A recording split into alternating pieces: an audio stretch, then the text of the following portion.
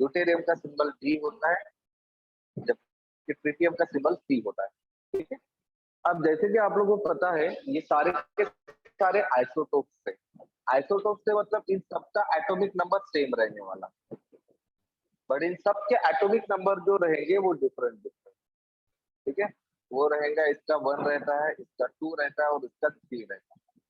अब सवाल ये उठता है कि भाई हाइड्रोजन के 3 एटॉमिक मास प्रेजेंट है, किसी का 1 भी प्रेजेंट है, 2 भी प्रेजेंट है, तो समटाइम 3 भी प्रेजेंट होता है। तो इसमें से अगर मैंने आप लोग को गलती पूछ लिया कि भाई हाइड्रोजन का एटॉमिक मास कौन सा है, तो आपका आंसर क्या रहेगा, 1, 2 और 3?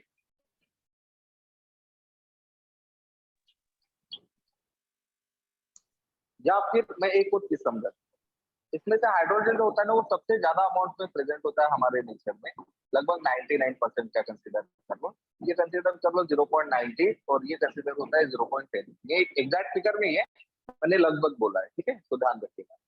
तो इसमें से जो प्रोटियम होता है वो सबसे ज्यादा एग्जिस्ट करता है हमारे नेचर में, उसके बाद में ड्यूटेरियम होता है और उसके बाद में हमारा ट्रिटियम होता है। तो मुझे ये बताइए इसमें से आप लोग, जब मैं आप लोग को पूछूंगा कि एटॉमिक मास हाइड्रोजन का कौन सा है, तो आपका आंसर क्या रहेगा, 1, 2 और 3? 1 1 क्यों, वाई 1? क्योंकि वो ज्यादा प्रेजेंट है।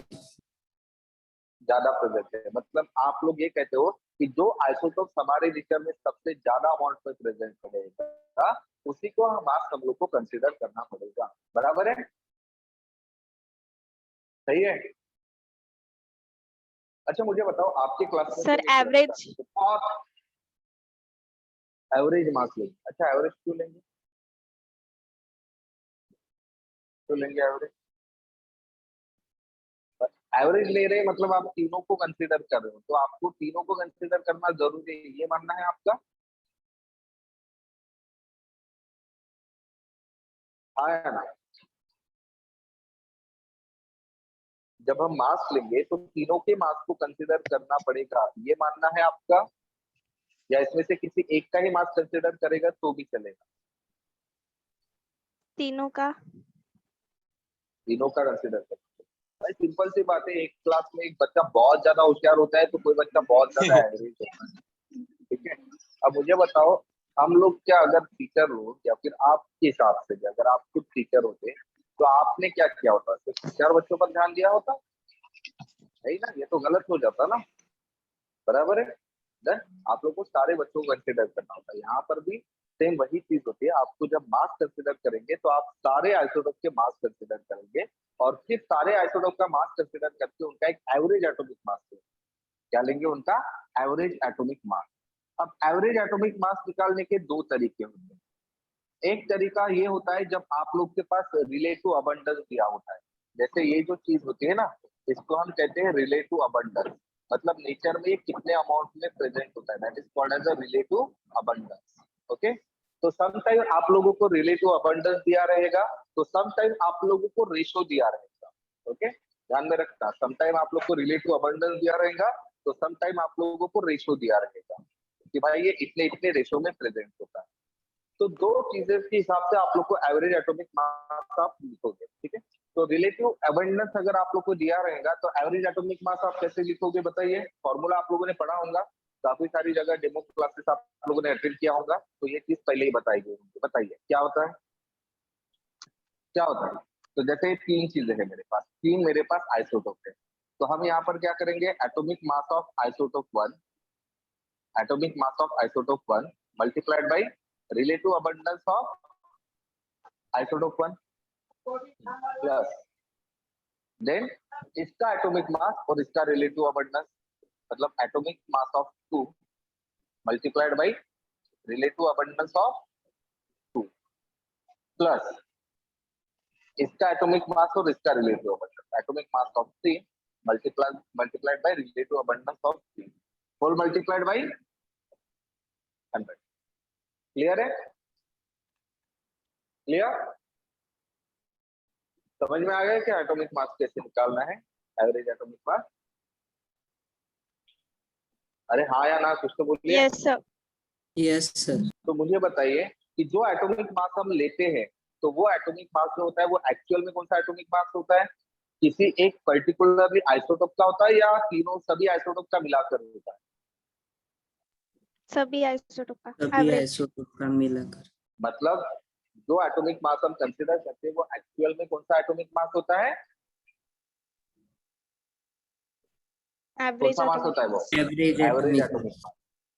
इसी वजह से काफी सारे एलिमेंट जैसे क्लोरीन का वगैरह आप एटॉमिक मास अगर देखते हो तो वो फ्रैक्शन में होता है।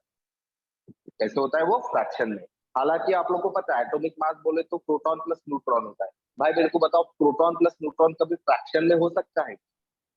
हाँ, प्रोटॉन प्लस नो। न्यूट्रॉन कभी फ्रैक्शन में नो। हो सकता है क्या? नहीं।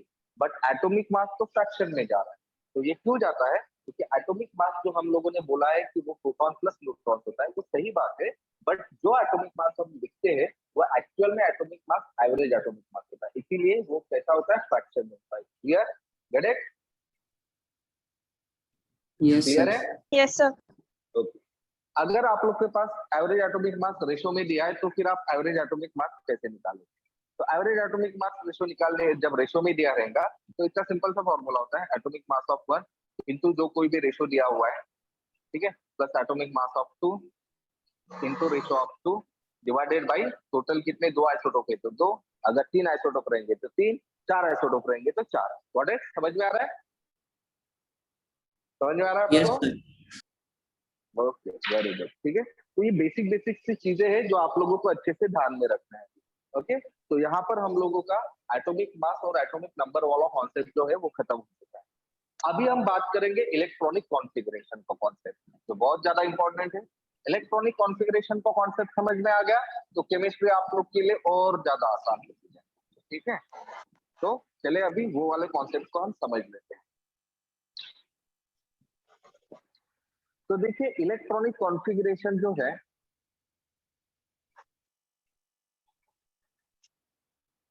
आप लोगों ने 10th लेवल तक जो इलेक्ट्रॉनिक कॉन्फ़िगरेशन लिखा था वो कौन से लेवल तक लिखा था?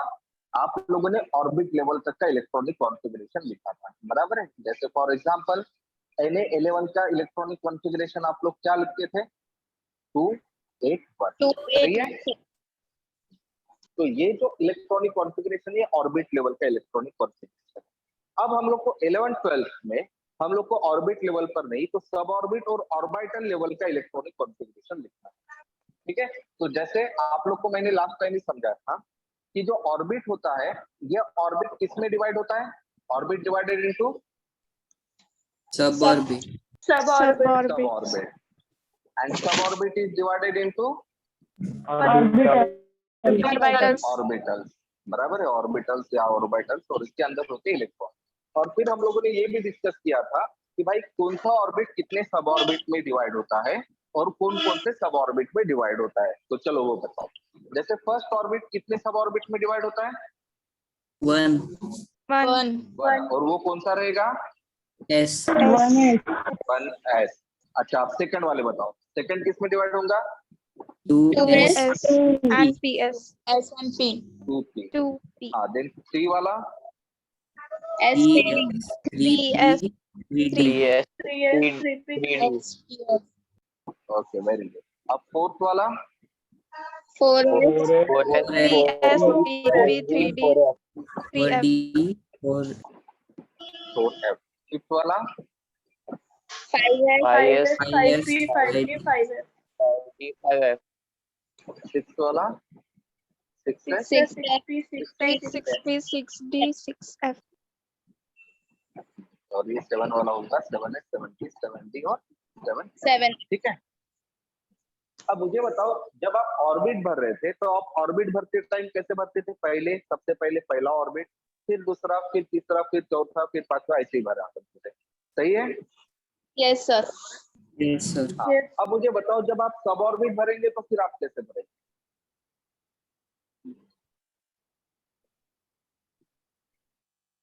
वैसे भरेंगे जैसे सब ऑर्बिट में सबसे पहले आप कौन सा सब ऑर्बिट भरोगे बताइए? S कौन सा एस? कौन सा एस? कौन सा एस? यहाँ तो बहुत सारे हैं ना।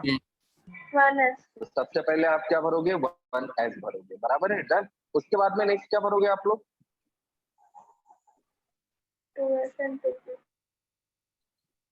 नेक्स्ट 1s के बाद में क्या?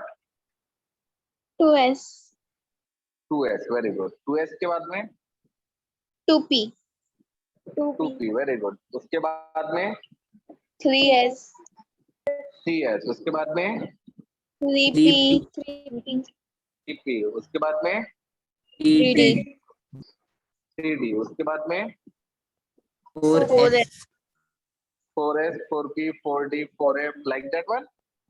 yes ऐसा ही करना चाहते हो ना आप लोग? yes sir okay, very good, ठीक है। तो चलिए अब मुझे बताइए, इसके हिसाब से आपको आप लोग को पता है ना कौन से पर्टिकुलरली सब ऑर्बिट में कितने ऑर्बिटल्स होते हैं, पता है ना? yes sir पता Yes, है ना? sir. तो बताइए एस में कितना ऑर्बिटल होता है? 1 1 1 होता है, वेरी गुड। ऑर्बिटल को हम कैसे रिप्रेजेंट करते थे? arrow box. बॉक्स में 2 सी एरो में कितने होते हैं? 3 2 3। तो इसमें आपको कितने बॉक्सेस निकालने हैं? 3 बॉक्स। डी में 5 5 5 और एफ में 7 10 7, वेरी गुड, ओके। अच्छा मुझे बताओ, हर ऑर्बिट में ज्यादा से ज्यादा कितने इलेक्ट्रॉन होते हैं? 2 2 2, ओके। तो जैसे कंसीडर कीजिए मुझे एस ऑर्बिट भरना है, एस में 2 इलेक्ट्रॉन भरना है, कैसे भरूंगा मैं?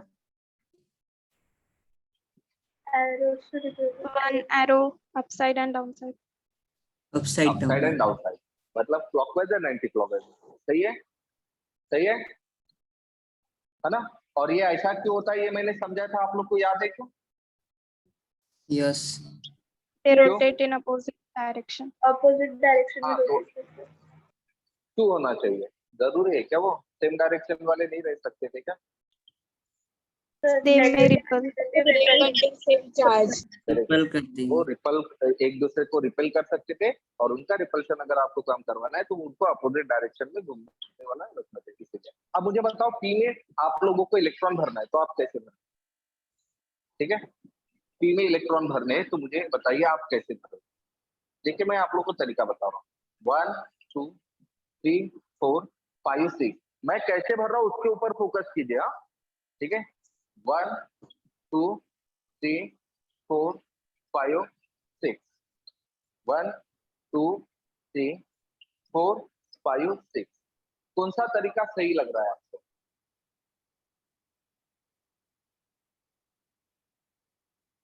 तरीका समझ में आया क्या आपको? मैंने किस तरह से भरे, फोकस किया था आपने? सर नहीं किया था? थर्ड वाला कौन सा तरीका सही है? थर्ड वाला तरीका सही है, पक्का?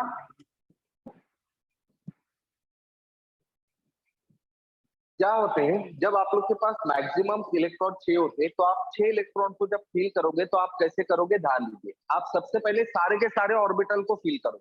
जैसे यहाँ पर टोटल कितने ऑर्बिटल है? 3 तो आप क्या करोगे, पहले तीनों ऑर्बिटल को भरोगे। कैसे? 1 2 3, गॉट इट? समझ में आ रहा है क्या? yes sir आप ऐसा नहीं भरोगे इसको, ऐसा मतलब कैसा? 1 2 3 4 5 6, ये तरीका गलत है। समझ में आ रहा है? ओके, अरे आ रहा है या नहीं आ रहा है? ओके, ठीक है। तो आपको इलेक्ट्रॉन को कैसे भरना है बताइए? पहले इसमें इलेक्ट्रॉन एक एक पहले सारे ऑर्बिटल को ऑक्यूपाई करना है, फिर उसके बाद में आप क्या करोगे, पेयरिंग करोगे। फिर आप लोग क्या करवाओगे, पेयरिंग पेयरिंग, बराबर है। तो इस तरह से भरा जाता है आप लोगों का पी। चलो अब डी में बताइए, डी कैसे भरेंगे हम लोग? Same 1 2 3 4 5 6 7 8 9 10, got it? Yes sir okay, और 7 भी आप लोग को ठीक उसी तरह से भरना है। सबसे पहले सारे के सारे ऑर्बिटल को हम ऑक्यूपाई करेंगे, 4 5 6 7, और उसके बाद में क्या करेंगे, पेयरिंग पेयरिंग करेंगे, बराबर, गॉट इट, डन। तो इस तरह से भरना है, समझ में आ गया ना आपको? Yes sir Yes, sir. Yes, sir. तो चलो, on the basis of that अब Na का मुझे इलेक्ट्रॉनिक कॉन्फ़िगरेशन बताओ सब ऑर्बिट लेवल पर, ठीक है, with orbital notation. Orbital notation मतलब ये बॉक्स वाले डायग्राम निकालना, ठीक है। तो बताओ Na11 को भरना है, तो बताओ सबसे पहले कौन सा ऑर्बिट भरोगे आप? S. 1s. One S. 1s. अच्छा, 1s में ज्यादा से ज्यादा कितने इलेक्ट्रॉन जाते हैं? 2 electrons. Electrons. तो हम यहाँ पर लिखेंगे 2। ये 2 का लिखना है, ये s के ऊपर में 1s2 उसके रेस टू द पावर में लिखना है, गॉट इट। तो 1s2 हो गया। अब उसके बाद में 2s. 2s, 2p. 2s में कितने इलेक्ट्रॉन जाएंगे? 2 electrons. 2 ही जाएंगे, वेरी गुड। 2s के बाद में अभी कौन सा आएगा? 2p. 2p. P. 2p, very good. 2p में मैक्सिमम कितने इलेक्ट्रॉन जाते हैं? 6. 6 electrons. 6 इलेक्ट्रॉन। तो हम लिखेंगे यहाँ पर 6।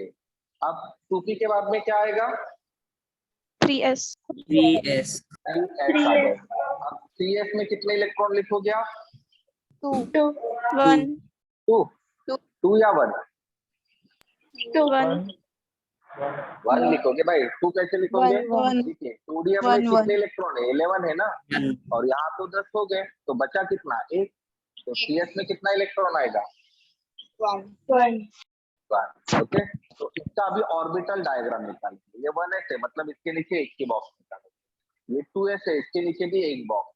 ये 2p है, तो इसके नीचे कितने बॉक्सेस रहेंगे? 3 बॉक्स। और ये 3s के नीचे 1 बॉक्स। ओके। अब 2 इलेक्ट्रॉन है, तो एक ऊपर एक नीचे। 2 इलेक्ट्रॉन है, एक ऊपर एक नीचे, ये 6 इलेक्ट्रॉन कैसे निकालेंगे? पहले 1 bye 1, 1 2 3 4 5 6, but okay,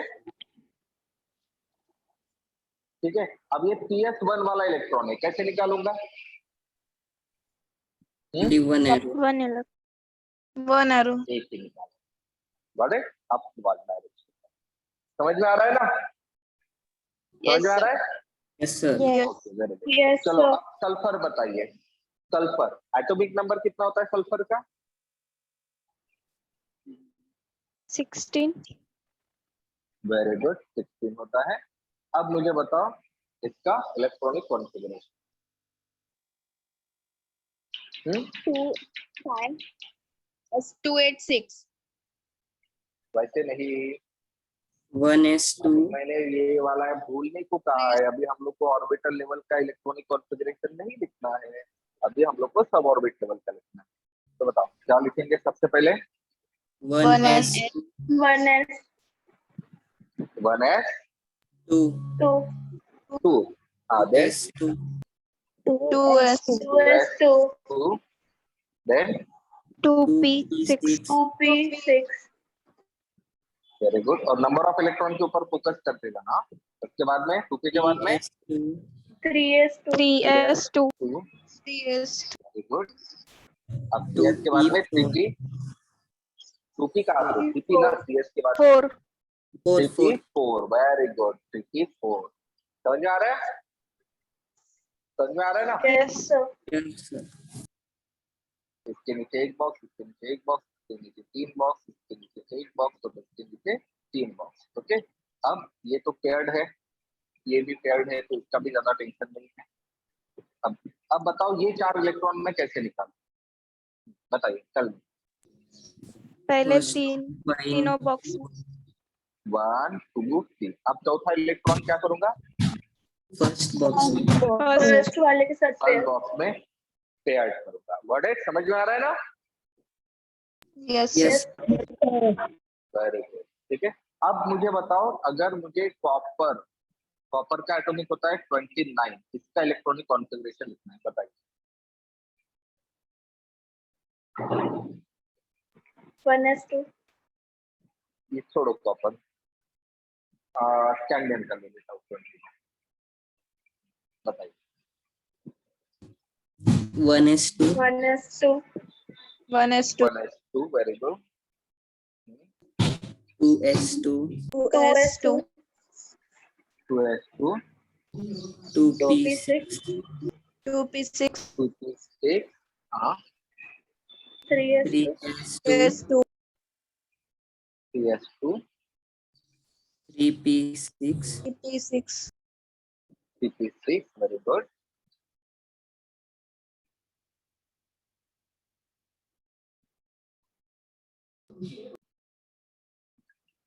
Hmm. 3d, हो गए क्या? 3d, 3d कितना? 3, 3, 3d3. ओके, सही है। Yes, sir. yes, तो ध्यान दीजिए, ये जो इलेक्ट्रॉनिक कॉन्फ़िगरेशन आप लोगों ने बोला है ये गलत है, ठीक है।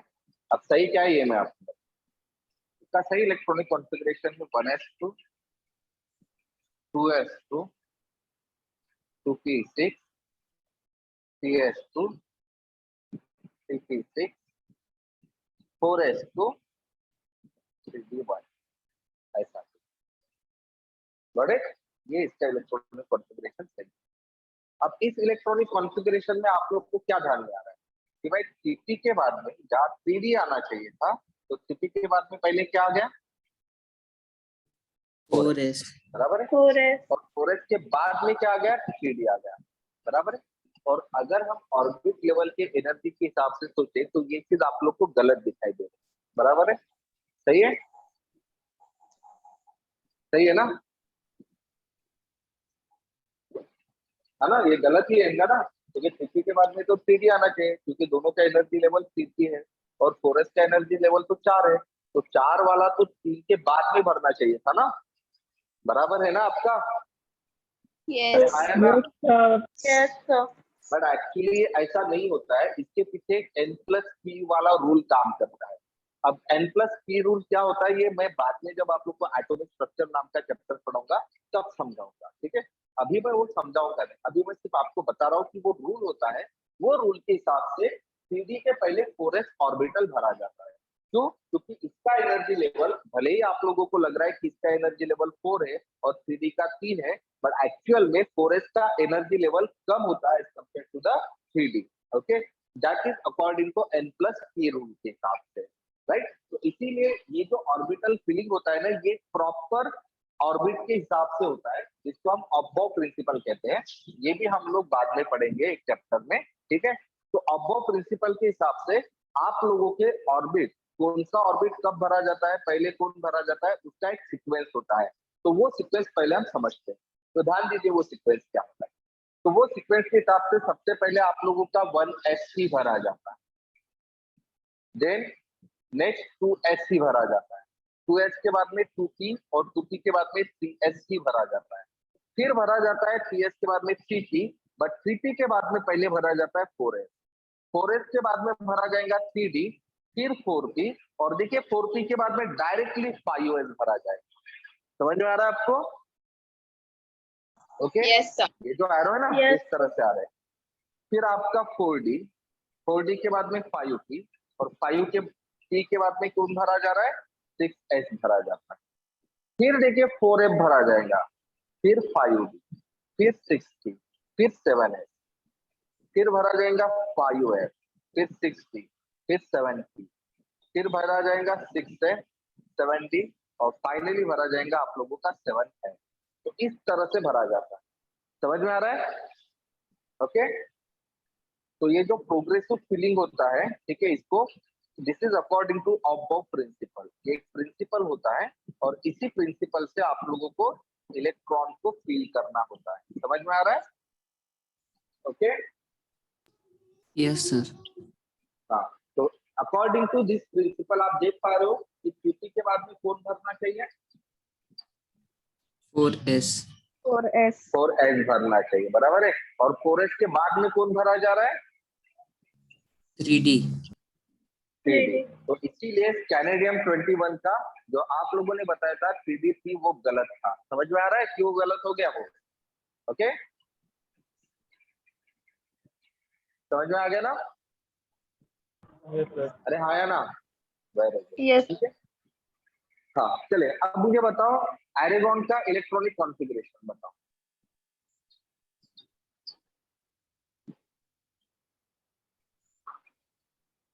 बोलिए एरेगॉन का इलेक्ट्रॉनिक कॉन्फ़िगरेशन। एरेगॉन का एटॉमिक नंबर बताया नहीं, एरेगॉन का। सर 18. हाँ 18. स्कैंडियम का ऑर्बिटल कैसे आएगा? क्या था बेटा? स्कैंडियम का ऑर्बिटल स्ट्रक्चर। स्कैंडियम का क्या था आपने? ऑर्बिटल स्ट्रक्चर बॉक्स में सर. स्ट्रक्चर मतलब ये ऑर्बिटल रोटेशन, तो आप निकालिए ना। 1s का एक बॉक्स, 2s का एक बॉक्स, p है तो 3 बॉक्स, s है तो 1 बॉक्स, फिर p है तो फिर 3 बॉक्स, s है तो एक बॉक्स और d है तो कितने बॉक्सेस निकालने पड़ेंगे आप लोग को? 5 बॉक्सेस। अब बाकी सारे में तो इलेक्ट्रॉन भरे पड़े हुए हैं, तो ये भर लो। तो यहाँ एक इलेक्ट्रॉन है तो यहाँ एक ही ले लो, और बाकी के 4 बॉक्सेस खाली रखें। समझ में आ गया आपको? Yes sir. तो आर्गन 18 का इलेक्ट्रॉनिक कॉन्फ़िगरेशन बताओ। चलो देखिए, ये जो बॉक्स वाली 1s2 चीजें आप निकाल रहे हो ना, इसको आप ऑर्बिटल रोटेशन कहते हैं, ऑर्बिटल रोटेशन और डायग्राम। ठीक है, चलो आर्गन का इलेक्ट्रॉनिक कॉन्फ़िगरेशन बताइए। 1s2 1s2 1s2 2s2 2s2 2p6 very good, 3s2 3s2 very good, 3p6 ठीक है। अब देखिए, इतने 3-4 एलिमेंट्स के हम लोगों ने इलेक्ट्रॉनिक कॉन्फ़िगरेशन लिखा। अब मुझे बताओ, इन सारे एलिमेंट्स को अगर मैंने आप लोगों को पूछा कि भाई उसके आउटर मोस्ट ऑर्बिट बताओ, तो आप आउटर मोस्ट ऑर्बिट क्या बताओ? सोडियम का आउटर मोस्ट ऑर्बिट मैंने पूछा, तो आप क्या बताओगे?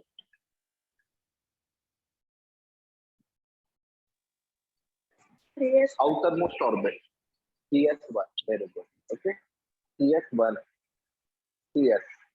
हाँ, देन सल्फर का बताइए। 3p4.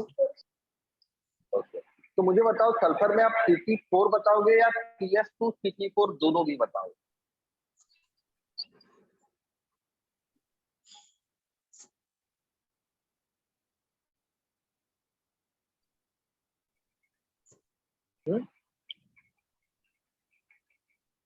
सर 3s और तो 3p4 CS2 CP4 मतलब क्या होते हैं, दोनों भी बताना पड़ेगा क्योंकि दोनों का एनर्जी लेवल 3 है। स्कैंडियम का बताओ, अगर आपको स्कैंडियम का पूछा आउटर मोस्ट ऑर्बिट क्या है, तो आप क्या बताओ? 4s and 3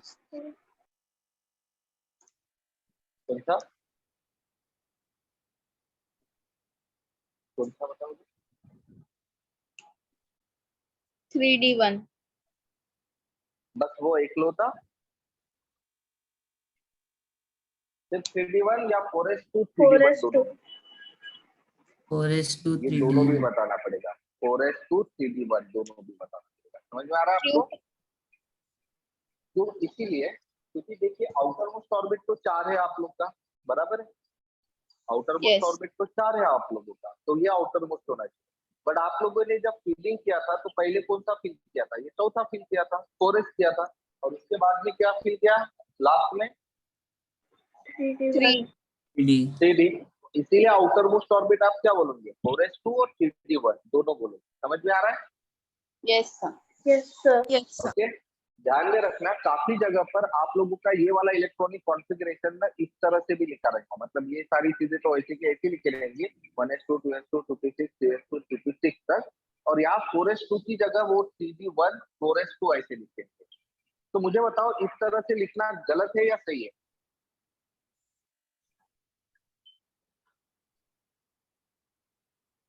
गलत. गलत है लिखना गलत नहीं। the situation is अगर हाँ, लिखना बिल्कुल भी गलत नहीं है, इस तरह से भी लिखा जाता है, बट आप लोग जब इलेक्ट्रॉन फील करोगे वो गलत होगा। समझ में आ रहा है?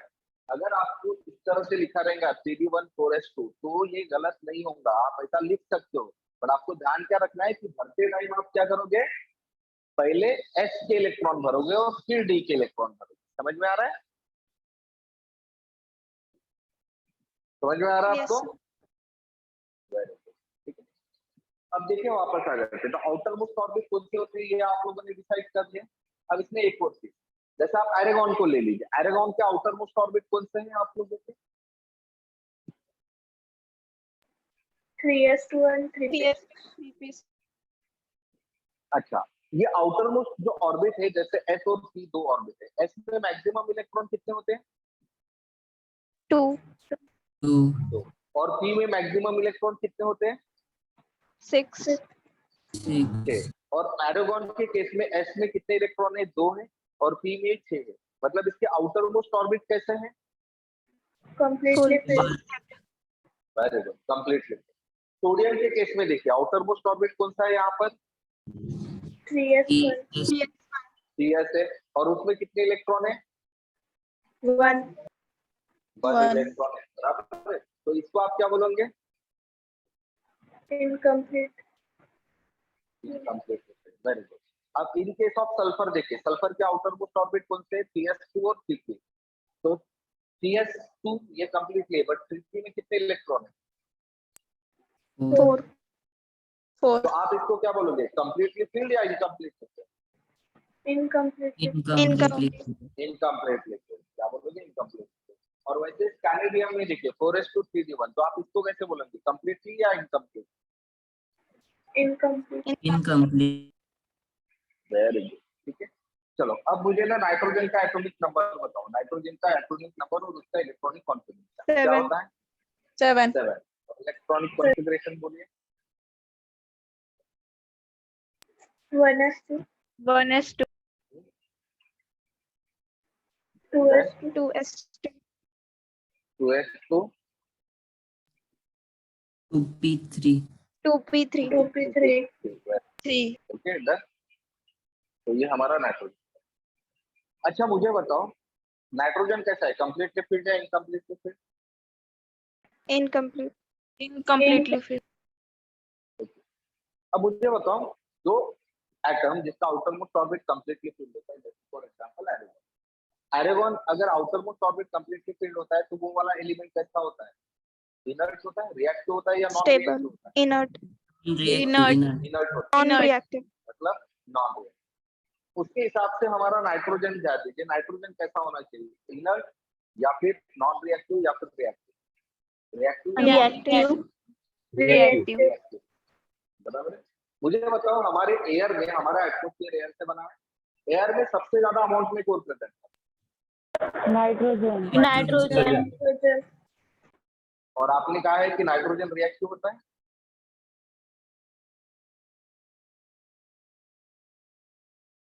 आपने कहा नाइट्रोजन रिएक्टिव होता है, ये कहा ना? Yes. yes Yes, sir, sir. और एयर में सबसे ज्यादा नाइट्रोजन होती है, तो ये नाइट्रोजन किसके साथ रिएक्ट करती है? कर रही क्या रिएक्ट किसी के साथ? no, No. नहीं कर। अगर वो रिएक्ट नहीं कर रही मतलब नाइट्रोजन कैसी है? स्टेबल है या अनस्टेबल? Stable. stable, स्टेबल है। बट इलेक्ट्रॉनिक कॉन्फ़िगरेशन के हिसाब से आपको नाइट्रोजन कैसे दिखाई दे रहा है? Unstable. अनस्टेबल। बट जो प्रैक्टिकली आप देख रहे हो उसके हिसाब से नाइट्रोजन कैसा है? Stable. stable, stable. तो भाई या तो वो स्टेबल हो सकता है या तो वो अनस्टेबल हो सकता है। अगर प्रैक्टिकली आप देख रहे हो कि वो स्टेबल है, इसका मतलब स्टेबल ही होगा, सही है। तो फिर इसका जो इलेक्ट्रॉनिक कॉन्फ़िगरेशन जिसको आप बोल रहे हो कि ये अनस्टेबल है, ये स्टेबल ही होना चाहिए। तो ये स्टेबल है, क्यों नहीं? ध्यान दीजिए, मैं आपको यहाँ पी में कितने इलेक्ट्रॉन है नाइट्रोजन के केस में? 3, 3 3। और पी में मैक्सिमम कितने इलेक्ट्रॉन हो सकते हैं? 6। ओके, ठीक है। जब पी में 6 के 6 इलेक्ट्रॉन रहेंगे तो उसको हम कंप्लीटली फिल्ड कहेंगे। 6 से कम रहेंगे तो Incomplete. इनकम्प्लीट। लेकिन 6 के आधे रहे, 6 के आधे मतलब कितने? 3, 3. तो इसको हम कहते हैं हाफ फिल्ड। इसको हम क्या कहते हैं?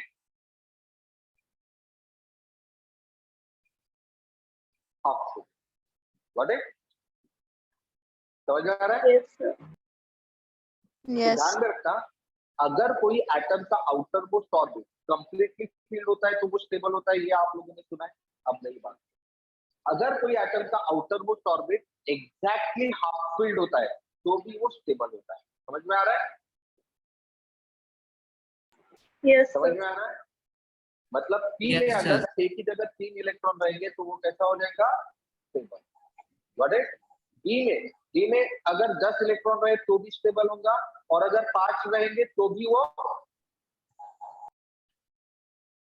Stable होगा. स्टेबल होगा। स्टेबल होगा। Stable होगा. ओके, तो वैसे एफ में बताओ, एफ ऑर्बिटल कब स्टेबल होगा? जब उसमें Full या फिर half. 7 इलेक्ट्रॉन या तो 14 इलेक्ट्रॉन रहेंगे तब भी वो स्टेबल हो सकता है, या फिर 7.